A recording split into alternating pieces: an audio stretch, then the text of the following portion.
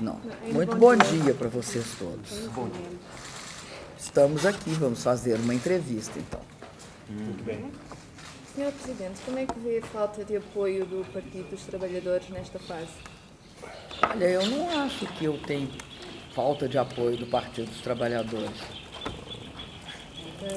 Então eu não tenho como responder essa pergunta, não vejo. Mas pelo menos na parte das eleições, da ideia das eleições... Mas isso não é falta de apoio, isso é uma diferença de opinião.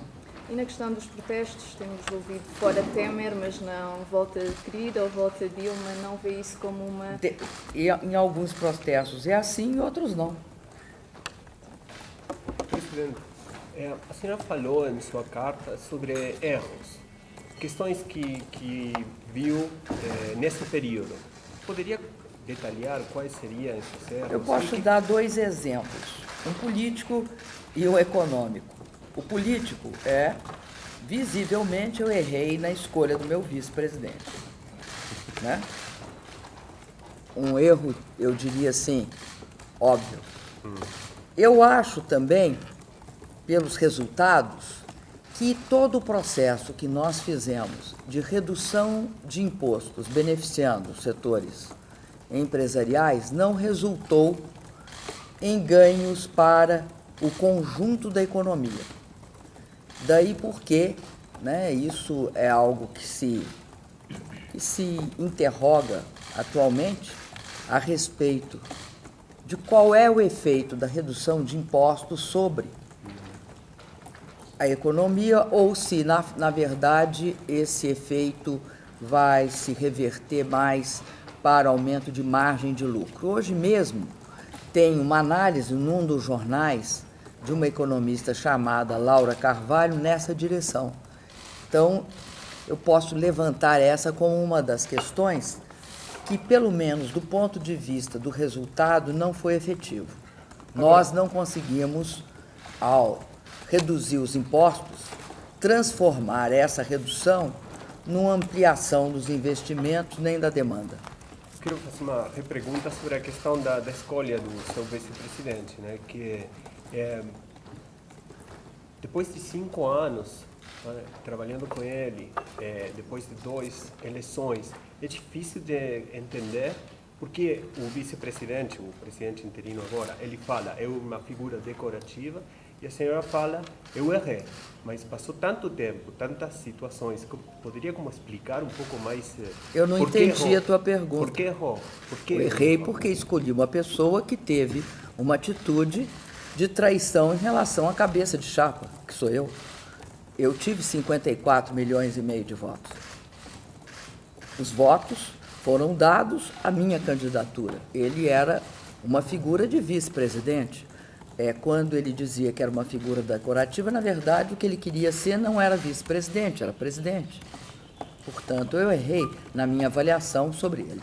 Presidente, nesse sentido, o erro está personalizado na figura de Michel Temer? Não. Ou o PMDB? Não, porque o PMDB eu vou te falar. foi atrás também. Né? Não, é importante a gente frisar, as pessoas também têm responsabilidades, né? Nós não estamos... nós estamos diante do seguinte fato, há responsabilidades políticas nesta ação. Obviamente, é uma responsabilidade do presidente interino provisório, que está agora no exercício, que, de fato, teve uma atitude de usurpação do meu mandato. Essa é uma questão. Agora, se você quiser a análise política que leva a isso e que explica a raiz desse erro, ela está no seguinte fato. O Brasil, depois do processo de ditadura, ele entra numa fase de redemocratização. Essa fase de redemocratização, ela consegue fazer convergir várias correntes políticas, várias. E, entre essas, um centro democrático. As mais notórias é o trabalhismo, né? o PT, né? O PCdoB, e um grande centro democrático. Esse centro democrático teve figuras do porte, né? deputado Ulisses Guimarães, né, responsável, inclusive, pela direção dentro do parlamento da questão da Constituição e da Constituinte, portanto. Esse centro democrático é um centro progressista, um centro que tinha uma característica. Ele é responsável, inclusive, por, junto com todos os setores que estavam na liderança do movimento de redemocratização, ele é responsável por uma das constituições mais comprometidas com direitos sociais, com direitos individuais e com direitos democráticos. Pois bem, a partir do processo de redemocratização, com algumas exceções muito tópicas, o centro democrático passa a ser um fator fundamental para que haja, né, governabilidade no Brasil. Né, o chamado presidencialismo de coalizão, ele está sentado nesse centro democrático também. É óbvio que dos setores progressistas e de todo o processo de ampliação democrática pelo qual o país passa. Mas ele é crucial para a democratização do país e por esse processo de governabilidade. Pois bem, o que acontece é que há dentro do centro democrático, principalmente, especificamente no PMDB, há um deslocamento de hegemonia. A hegemonia passa de um setor progressista para um setor conservador à direita do espectro político, que se caracteriza por uma pauta extremamente conservadora do ponto de vista dos valores, inclusive, né? Defendem, por exemplo, redução da maioridade penal, enfim, tem uma pauta, não só do ponto de vista social, mas também do ponto de vista econômico, bastante liberal.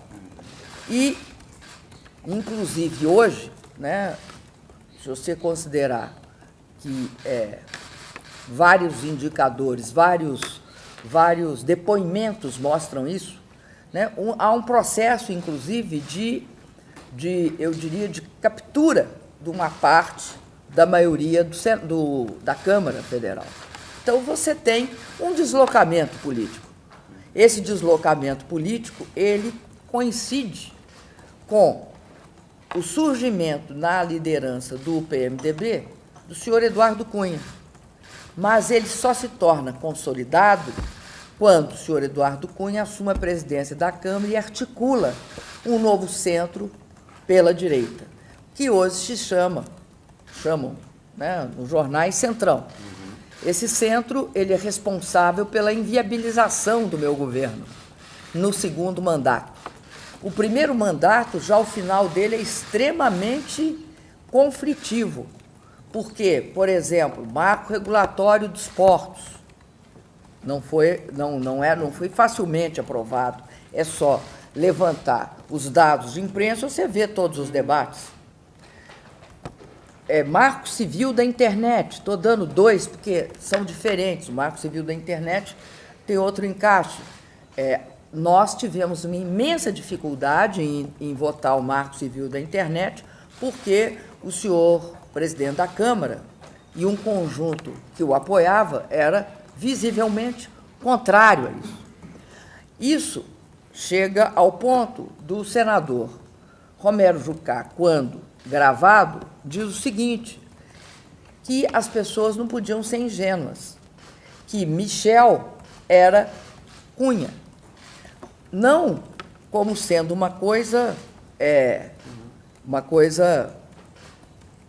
que alguém, porventura, pudesse questionar. Talvez até estivessem questionando para ele fazer essa afirmação. Mas mostra claramente que, a partir de um determinado momento, há um deslocamento desse conjunto do PMDB mais democrático para um outro perfil. E isso está expresso no caráter do governo, está expresso nas propostas do governo, está expressa na desconstituição de direitos. A própria PEC 241, do limite de gastos, mostra que o limite de gastos é, sobretudo, limite de gastos sociais de educação e saúde no Brasil, por 20 anos. Mostra claramente que tem toda uma política no sentido de desconstruir políticas sociais. O Minha Casa Minha Vida, ao acabar a faixa 1, deixa de ter o sentido que ele teve. Porque o Minha Casa Minha Vida é para 80% da população que não tem casa e que está na faixa 1, ou seja, até 1.800 e poucos reais de renda. Enfim, não só esse programa, mas o fato também, né, de você acabar com o Ministério das Mulheres, dos Direitos Humanos e da Igualdade Racial. Enfim, você tem várias iniciativas que deixam claro qual é o perfil político, econômico e social do governo. Sim. Então, nesse sentido, eu estou dizendo o seguinte: da pessoa eu esperava lealdade. Agora, o processo político é um processo político que estava em curso. Você não antecipa a realidade, você vive a realidade. Aquela senhora chamada Bárbara Tuxon, que escreve sobre a marcha da insensatez, ela define a insensatez quando você sabe que aquilo vai levar a alguma crise ou vai levar a alguma situação grave e você não toma medidas para impedir. Exemplo, né? Ela levanta um dos exemplos, o papado, nos anos de 1500, quando há o surgimento do protestantismo. Né? Ela cita várias marchas da insensatez. No caso do Brasil, não é marcha da insensatez, é modificação de uma correlação de força política, que não tem como você antecipar integralmente, porque eu acho que esse resultado, ele só é, de fato, um resultado que leva esse segmento para uma posição não progressista, conservadora e mais à direita do espectro político, quando esse processo do impeachment aponta no cenário. Só. Presidente, a senhora falou do papado. Falou-se, eu quero confirmar se é falso ou verdadeiro, que o Papa escreveu uma carta para a senhora ultimamente. Ele escreveu uma carta para mim no sentido geral da fala dele como Santo Padre. Mas, além eu não vou declarar mais nada além disso. Não foi uma carta oficial no sentido de o Papa, representante do Vaticano, me escrever. A data dessa carta, mais ou menos? Não tenho por que divulgar. Tá bom. Ela não é uma carta para divulgação. Porque a senhora falou para nós, numa entrevista que fizemos com correspondentes, que adoraria ser recebida por ele. Ainda tem essa opinião? Sim, eu sempre gostaria muito de ser recebida por ele. Sempre gostarei muito. Presidente, eu queria saber como é que a senhora vê o futuro do PT e da esquerda política no Brasil, como vai ser após esse processo de impeachment e como pode ser como oposição. Olha, eu acredito que uma coisa é importante, né, que não só os jornalistas, mas todos nós percebamos que não se faz do dia para a noite um partido do tamanho do PT, nem com a tradição do PT. O PT não é fruto de uma iniciativa individual, por mais que ele tenha líderes importantes. Ele é fruto de todo um movimento social no Brasil. Ele é fruto dos movimentos do trabalhismo, né? Do trabalhismo, o que é o trabalhismo? O trabalhismo é aquele movimento do Getúlio, do Brizola. Ele é fruto de todo o despertar sindical do Brasil com uma liderança do porte do Lula. Ele é fruto também de movimentos comunitários, religiosos. Ele é fruto de todo um despertar das mulheres, dos negros, dos índios. Ele é fruto de uma modificação e de uma movimentação na base da sociedade brasileira. E, sobretudo, ele é fruto de uma afirmação cidadã. O que é afirmação cidadã? É as pessoas se colocarem como sujeitos daquele processo, numa clara ruptura com a ideologia de que no Brasil, né, o povo brasileiro tem de ser submisso, quietinho. O PT, então, o que eu quero dizer é que o PT é um processo fortíssimo de representação política do Brasil. Então, o PT, ele, como instituição, saberá superar qualquer processo. Por quê? Porque ele tem raízes, ele tem uma base forte na realidade. Tem muita gente, ou que quer acabar com o PT, né, criminalizando-o, como se fosse possível criminalizar um partido, a não ser que você tenha um viés inteiramente ditatorial e arbitrário, como foi o caso que aconteceu logo após a Segunda Guerra Mundial, quando se coloca o Partido Comunista Brasileiro e o Partido Comunista depois do Brasil na clandestinidade. Tirante esta visão de tentar impedir que os partidos surjam colocando-os na clandestinidade, não há hipótese do PT, não há hipótese do PT desaparecer, porque ele tem uma forte implantação na realidade política brasileira. Agora, isso não significa que, como qualquer instituição, ele não tenha de sempre estar atento à realidade, para tomar posições, para tirar ensinamentos, para ampliar rumos. Agora, tem uma visão conservadora no Brasil que tudo que quer é acabar com o PT. Inclusive, coloca isso sistematicamente na ordem do dia. Ah, não, agora o PT acaba. Não acaba, não. Eu sinto informá-los, não acaba, não. Mas tem um ministro que está falando da proscrição do PT. Mas eu falei, eu acabei de falar sobre isso. Mas isso significa que esse golpe poderia virar um sistema autoritário ditatorial, se o PT for?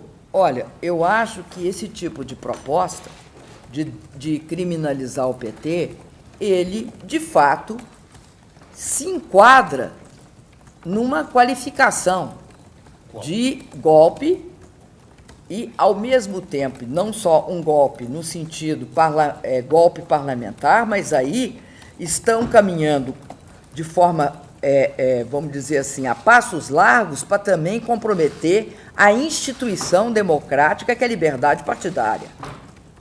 Né? Aí você teria não só um golpe parlamentar, mas você daria mais um passo na restrição das liberdades. Né? Da mesma forma, se você proíbe manifestação nos estádios ou em qualquer outro espaço, né, das Olimpíadas, você estaria dando um passo no sentido de restrição de liberdade. Mas esse passo foi dado. Mas foi voltado atrás. Presidente, O bom da democracia é que você pode, eles podem dar o passo.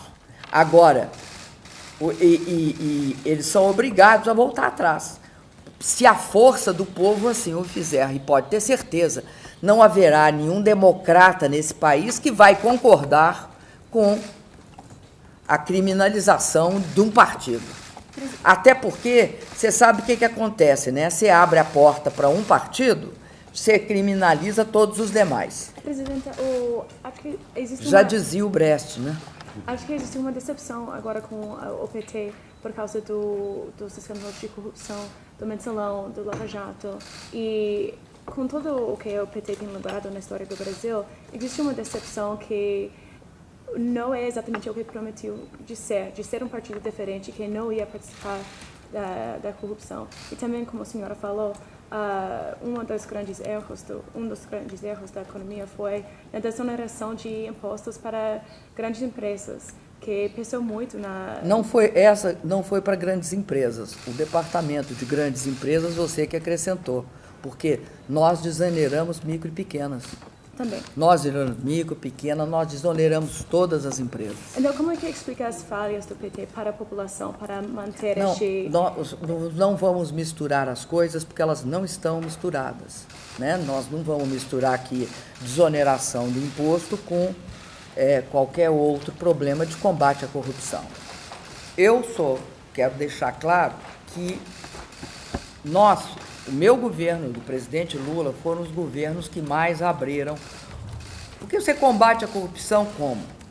Com um ato de vontade? Não. Você combate a corrupção dando condições para ela ser combatida.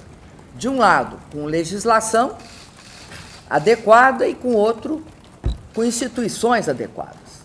Tá? Instituições adequadas. Vamos nessas. Né? O fato do Ministério Público ter autonomia para investigar. O Ministério Público, antes dos nossos governos, era conhecido, principalmente o procurador, como engavetador-geral da República. Não foi eu, nem ninguém do PT que deu este nome ao antigo PGR. Quem foi? A imprensa brasileira. Chamava-o de engavetador-geral da República pelo ato de pegar processos e engavetar. Tanto é assim que não há um único processo em julgamento no Brasil sobre corrupção. Segundo lugar, nós reequipamos a Polícia Federal, fortalecemos seu setor de inteligência, demos estrutura para a Polícia Federal. Terceiro item, nós tivemos o cuidado de escolher a lista tríplice. Então, os procuradores indicam os 3, nós escolhemos sempre o primeiro da lista. Pode até alguém achar que porque isso não era uma exigência da lei. Isso foi uma decisão política do governo Lula e do meu. Podem questionar, mas foi assim que as coisas se passaram. Além disso, você tem de ter instrumentos políticos que te permitam investigar. No Brasil, até outro dia, eu não sei se você sabe, a corrupção era criminalizada. O corrupto era criminalizado, não o corruptor. Em 2013, nós enviamos para o Congresso uma lei em que o corruptor, pela primeira vez, era transformado também em criminoso. Aliás, essa lei chama Lei das Organizações Criminosas e, ao mesmo tempo, nesta lei, se criava um estatuto da delação premiada. Esse estatuto da delação premiada, ele pode vir a ser até modificado, melhorado. As pessoas, pode ser do tipo dos Estados Unidos, as pessoas não podem delatar presas, etc. e tal. Tem de estar soltas para poder fazer de livre-arbítrio sua delação. Mas isto permitiu a investigação da corrupção.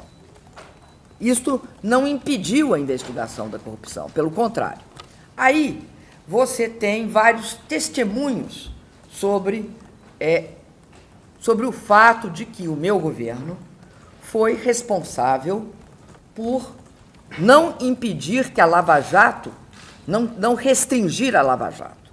Exemplo, gravação do senhor Romero Jucá, dizendo: ou muda esse governo, ou a sangria vai continuar, porque o governo não vai impedir a continuidade da Lava Jato.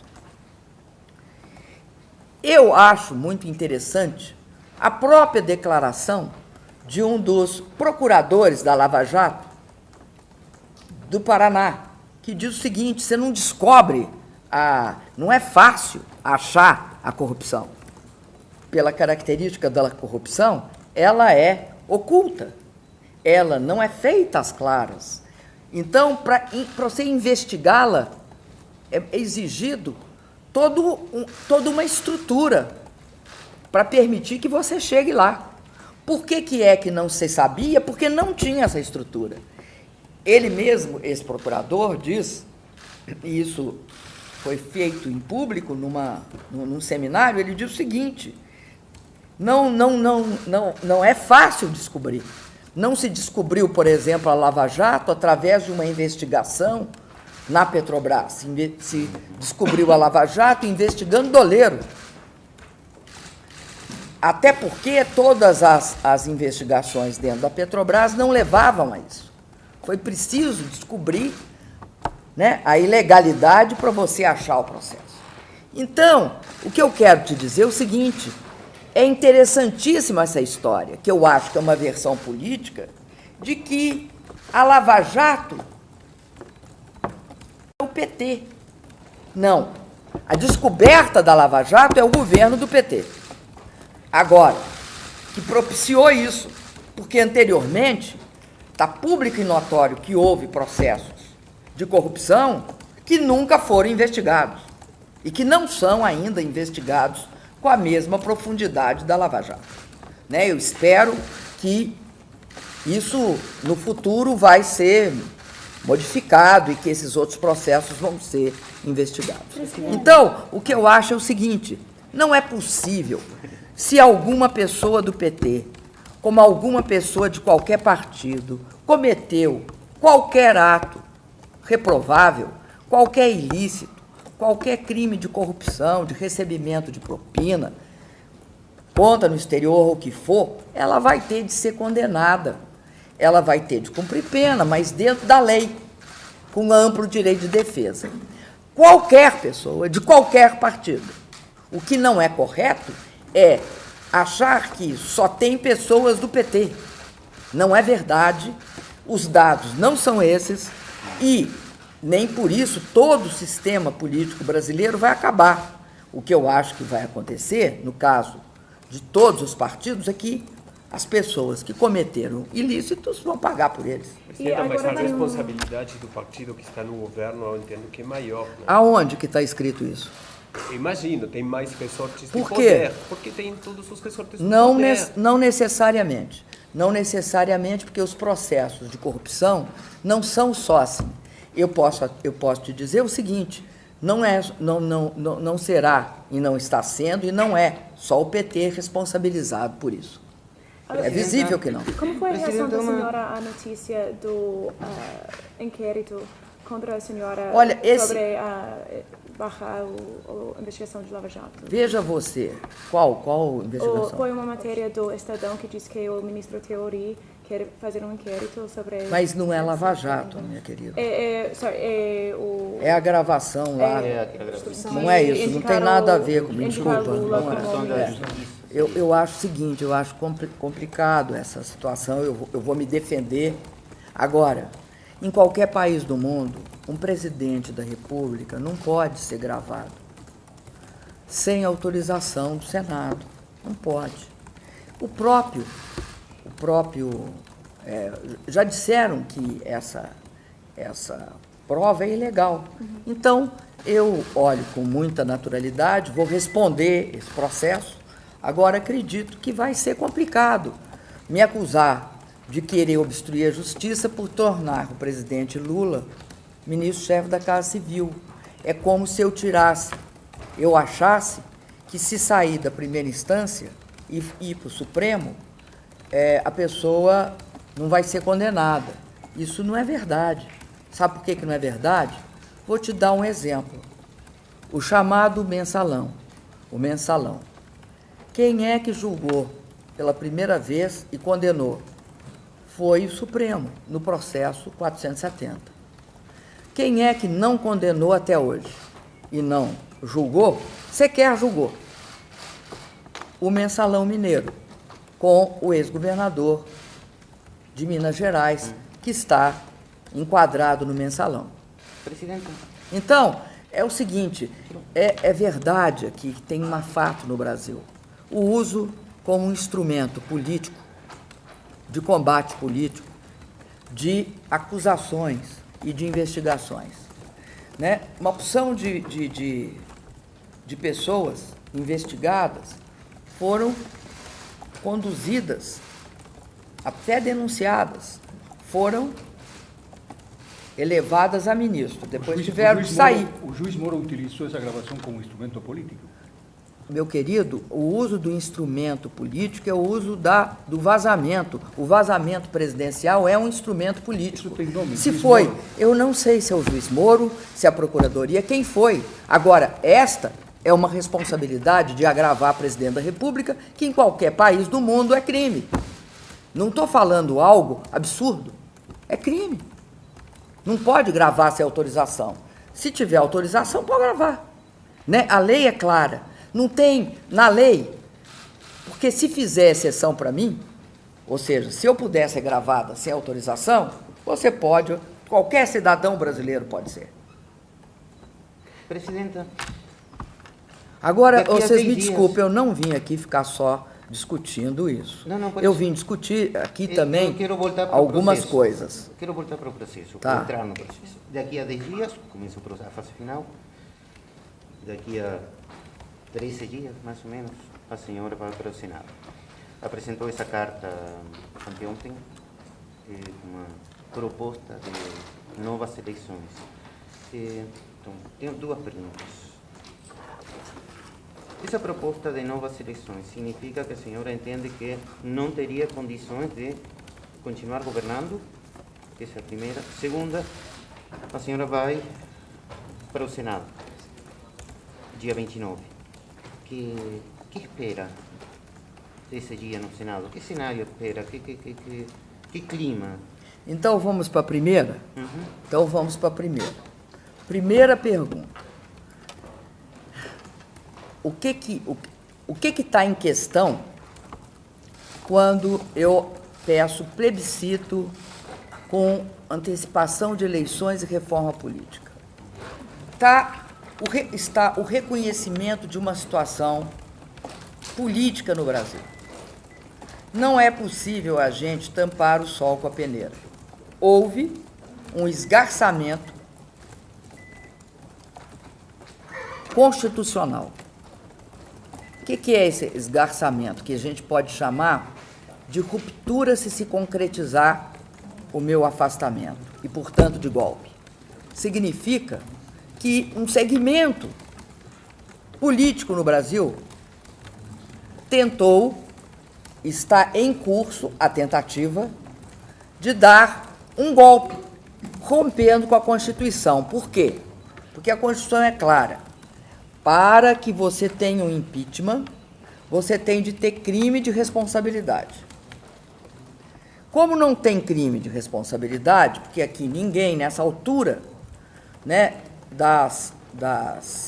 de todas as audiências, de todas as sessões do Congresso, do que falou as testemunhas, do que falaram as testemunhas, do que disse a perícia e o próprio Ministério Público, está claro que os 3 ou 4 decretos não constituem crime, porque não eram antes e não são agora, e também, muito menos, as chamadas pedaladas fiscais ocorreram, porque aí faltou a minha presença. Eu sequer participei deste fato, porque não é algo que os presidentes se detenham a fazer. Ou seja, a execução do Plano Safra não é atribuição da Presidência da República. Perfeitamente. Então, como não há, é um impeachment sem crime. Portanto, uma condenação sem crime é uma condenação de um inocente. E essa talvez seja a coisa que mais incomoda, não só, eu acho, a mim, mas qualquer pessoa com algum senso de justiça sabe que essa talvez seja a injustiça mais clamorosa do mundo, a injustiça de condenar o inocente. Diríamos assim, essa é um dos aspectos, o aspecto de valor, o aspecto ético. Mas, além desse, tem um outro. Por que querem fazer uma violência dessa magnitude? Por que querem fazer um impeachment sem crime? Porque são ruins? Não, não é porque são ruins. Não é uma questão de valor em relação às pessoas, é uma questão de política. Querem para chegar ao poder e executar um programa que não é um programa que passaria pelas urnas, que passaria pelo crivo do voto popular. Tirar direitos, impor ao país um retrocesso, não passaria. Então, na verdade, o que estão fazendo? Tentam substituir, e é isso que eu disse na minha carta, o colégio eleitoral democrático, legal e constitucional de 110 milhões de pessoas por um outro colégio eleitoral de 81 pessoas. Isto tem nome. Isto no Brasil, e acho que no resto do mundo todo, chama-se eleição indireta. Ora, isso também não é constitucional. A eleição indireta foi banida da nossa Constituição desde 1988. Aliás, eu tenho certeza que essa foi uma das peças centrais da Constituinte no Brasil. Aí, eu te pergunto o seguinte, o que se trata? Se trata de uma eleição indireta. Essa eleição indireta é fruto de uma ruptura. No Brasil, não tem mais como se pactuar por cima. Não tem como se pactuar por cima. Por quê? Você pode pactuar por cima. Você pode, num determinado momento, né, ter pactos por cima. Não sou... não estou falando aqui contra, em tese, a possibilidade de pactos por cima. Estou dizendo que, no caso do Brasil, pelo andar da carruagem, pelo nível de conflito, pelo estressamento, o pacto só pode ser feito por baixo. Não tem como. Se quiserem pacto democrático, ele é um pacto baseado na consulta popular e no voto popular. Não é porque, ou seja, não é porque eu goste ou não goste, eu queira ou não queira. O que eu estou reconhecendo é uma situação fática, um fato. Então, o que eu digo? Eu digo o seguinte, que é importante que o povo, respeitando o meu mandato, é importante que o povo decida se cabe agora uma eleição direta ou não e em que nível que ela cabe. Além disso, dado o fato de que há um reconhecimento que no Brasil você tem uma situação muito grave do ponto de vista do sistema político, você tem um conjunto de deputados, senadores, governadores, né, todos acusados, trata-se agora de discutir algumas questões. Exemplo de questões a ser discutida. Não é possível mais a fragmentação partidária, a fragmentação de ter 35 partidos. Ninguém acredita que 35 partidos são programáticos. Não são programáticos. A fragmentação dos partidos é a patrocinadora do quê? Do fisiologismo. Por quê? A partir daí, não se resolve em termos de discussão sobre projetos e propostas. Porque ninguém tem uma diferença tão profunda que crie 35 partidos. Por que nós chegamos a 35 partidos? Porque tem dois fatores. Um deles chama tempo de televisão. Tempo de televisão. E o outro chama acesso ao fundo partidário. Então, a fragmentação no Brasil ela é muito grave.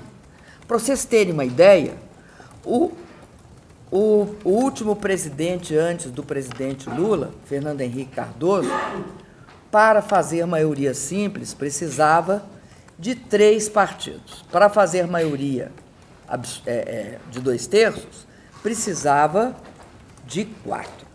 O Lula precisou de 8 e 11 ou 12, dependia. Tá? Eu precisei de 14 para maioria simples e 20, e olhe lá que era 20. Muitas vezes não era 20, porque você tem um outro fenômeno no Brasil, que é a fragmentação interna aos partidos.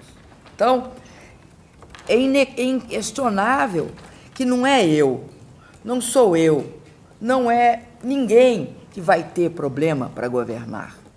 Porque problema para governar, infelizmente, não é simplesmente você achar que a pessoa tem de ter aquela competência para poder construir. Pessoa no Brasil pode ter a competência que tiver, terá de enfrentar uma imensa dificuldade de negociação, porque não é uma negociação programática.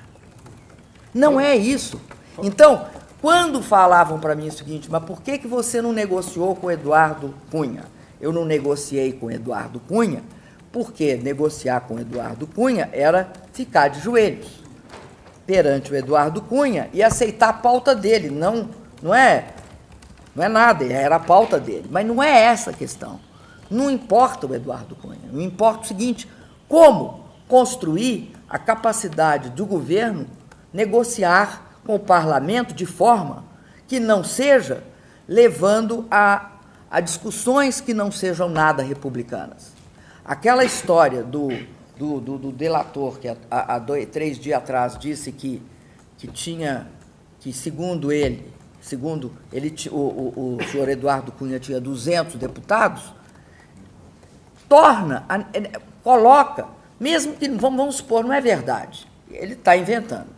Ótimo. Se ele está inventando, de qualquer jeito, é preciso que o Brasil tenha um sistema político em que não tenha essa fragmentação partidária, é preciso que tenha um sistema político em que a questão do financiamento de campanha não seja tratada como é tratada aqui, porque é o seguinte, eu não sei se vocês sabem, eu mandei para o Congresso uma lei que criminalizava o Caixa 2, tá? Daí, no processo de negociação, tá? Ou eu tirava a lei, não é retirar a lei, ou eu tirava a urgência, ou parava a votação. Então, eu tirei a urgência. Agora, é uma lei necessária, porque Caixa 2 no Brasil não é crime. Dentro daquele processo que eu disse que o corruptor não podia ser condenado, faltava várias coisas a serem aprovadas no Brasil para você ter uma estrutura passível de combate à corrupção.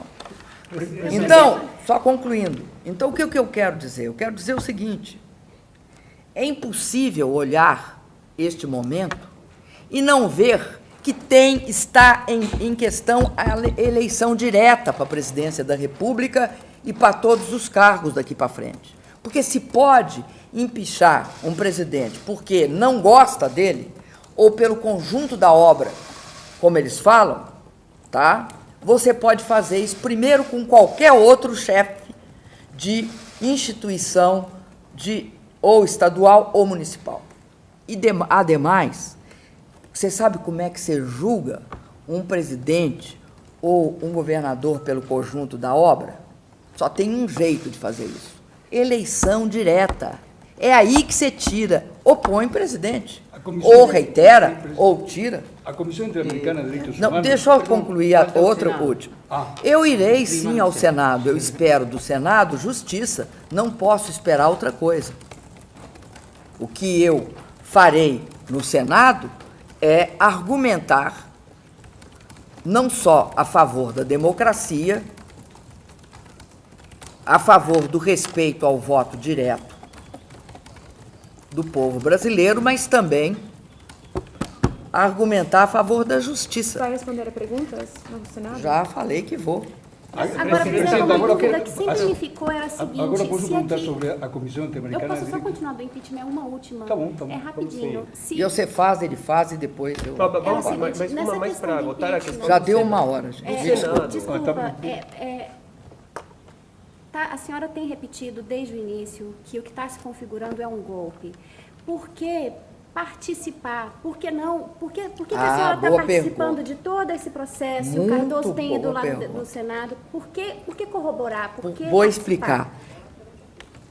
Olha aqui, nós não podemos achar que os golpes são iguais, né? Eles não são. Eles têm um tipo, que é retirar de forma indevida, né? Não correta, um presidente da República. Mas então, eu vou fazer para explicar a minha posição, eu vou explicar o que caracteriza um golpe militar. O golpe militar é caracterizado pelo seguinte fato: não é tanto pelas armas, não é tanto pelo fato de ter tanques na rua, ou pelo fato de que a força, o exercício da força explícita fica sob o conjunto da sociedade. Não é fundamentalmente isso. O que caracteriza um golpe militar é que ele faz duas coisas simultaneamente. Primeira coisa que ele faz: ele retira o chefe de Estado e de governo, no caso do presidencialismo, e ele derruba a instituição democrática. A democracia, como regime, é derrubado simultaneamente. Né? Isso significa o quê? Muitas vezes você fecha o parlamento, muitas vezes você impede ou retira juízes de dentro dos tribunais, acaba com o direito de livre manifestação, livre organização, livre expressão, impera a censura, acaba com a liberdade de imprensa, acaba com o habeas corpus. É isso que se faz. Esse é o típico. Eu sempre digo, é como se você imaginasse a árvore da democracia, que o machado fosse lá e cortasse ela. No caso de um golpe deste tipo que nós estamos vivendo, que a literatura política chama de golpe parlamentar, né? Qual é a característica dele? Não é como se um machado cortasse a árvore da democracia, é como se parasitas e fungos a infestassem. Por que que é isso? Porque você começa fragilizando as instituições. As instituições, elas deixam de funcionar na sua plenitude. Você tem, em alguns momentos, grandes oscilações, como, por exemplo, impede alguém de se manifestar, proíbe alguém de falar. Então, você começa a ter ataques tópicos, tá, a instituições. Qual é a forma fundamental de combate? A grande forma de combater golpes deste tipo é ampliar a democracia, é oxigenar o debate público, é aceitar a disputa em todas as instituições, é falar com as pessoas, é conversar com toda a sociedade, movimentos sociais e disputar esta versão dentro de todas as instituições. O que nós vamos fazer no Congresso, o que nós fizemos em todas as etapas desse processo, foi ampliar o espaço democrático e não compactuar. Se nós tivéssemos recuado, não ido, achado que não podíamos ir, era um equívoco monumental. Era entregar a democracia como campo de debate para outro, para os golpistas. Pelo contrário, você pode estar em minoria, em maioria, não é isso que resolve a questão. Resolve a questão você reconhecer que tem de disputar ali. O Senado não é de ninguém, é da democracia brasileira. A Câmara não é de ninguém, é da democracia do país. Todos os espaços não têm dono. Supor que eu não possa ir, supor que eu não possa falar, é dar a eles o monopólio dos espaços democráticos das instituições do meu país. A troco de quê que eu vou fazer isso? A Comissão Interamericana de Direitos Humanos tem uma demanda... Agora ele tem direito de perguntar, deixa ele perguntar. Mas tem direito. Você depois faz. Tá. Junta as duas e eu respondo. Não, eu não quero sair daqui sem perguntar à senhora, mais pessoalmente, se às vezes pensa que talvez em setembro já não seja mais presidente. Tá, depois eu respondo. E a pergunta minha é: Comissão Interamericana de Direitos Humanos, inclusive Corte Interamericana de Direitos Humanos, esse relato, esse discurso, essa alternativa, está descartada por completo ou vamos para frente com ela? Olha, a minha informação, e eu tenho a informação recente, é que um conjunto de deputados e partidos entraram na Comissão de Direitos Humanos e querem chegar à Corte de Direitos Humanos. É essa a informação que eu disponho. Né? Se houve alguma alteração, muito recente, eu não sei. Agora, até onde eu sei, era isso que estava acontecendo. A resposta à sua pergunta. Sabe, eu quero te explicar uma coisa.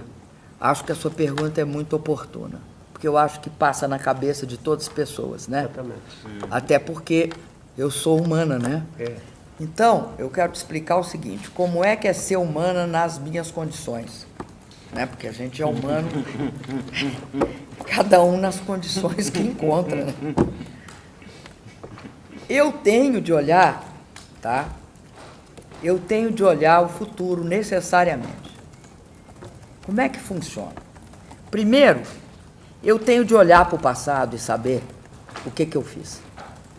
E eu tenho certeza que, apesar de reconhecer alguns erros, justamente porque sou humana, né? Eu acho interessantíssimo, porque tem segmentos da imprensa do meu país que acha que o humano não erra, não. O humano erra, mas o humano também acerta. E acho que olhar para trás é reconhecer também os grandes acertos do governo do presidente Lula e do meu governo no sentido dos ganhos sociais. Eu olho para o presente. No presente, eu não posso trabalhar com o e se. Se eu trabalhar com o e se isso acontecer, e se aquilo, esse tempo verbal não tem para mim.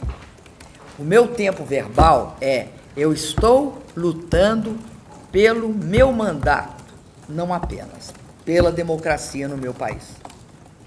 E olho para o futuro. E sempre que eu olho para o futuro, em qualquer das hipóteses que possa vir a configurar, eu tenho de me preocupar para que nesse país nós não vivemos um baita retrocesso. Eu tenho de me preocupar para que não haja nesse país um baita retrocesso. Em quaisquer circunstâncias que o futuro nos apresentar.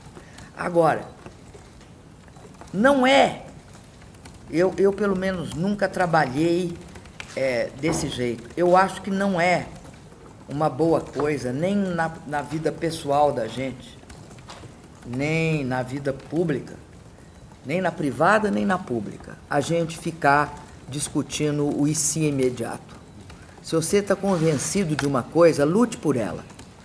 Se você ficar se indagando demais se você vai conseguir ou não, você começa a perder. Imbua que você vai ganhar, imbua que a sua luta é justa, imbua que a justiça vai estar do seu lado e lute por aquilo que você acreditar. E espere que o melhor resultado seja aquele que você acredita que também é o mais virtuoso. Eu acredito numa coisa, que a democracia há de vencer. Por isso que eu acabei a carta assim, a democracia há de vencer.